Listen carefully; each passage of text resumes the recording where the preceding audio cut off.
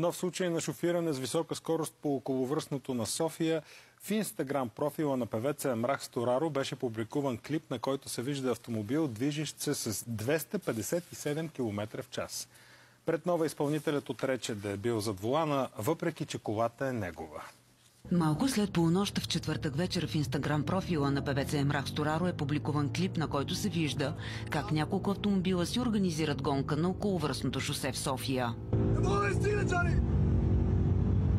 Пред нова Емрах Стораро отрече да е бил зад волана. Колата, която е в самия клип, е пусната за разпродажба.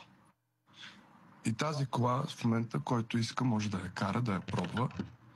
И вчера аз бях я дал на едни клиенти. Няколко души дошли да направят тест-драйв на автомобила, разказва Стораро.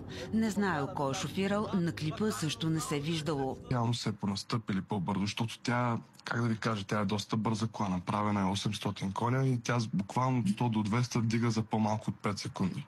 Клипът бил публикуван в неговия профил, защото някой от клиентите го отбелязал, казва Емрах Стораро, но е категоричен, не е бил в автомобила. Изключително много съжалявам сега, като съм си дал колата да се кара по този начин.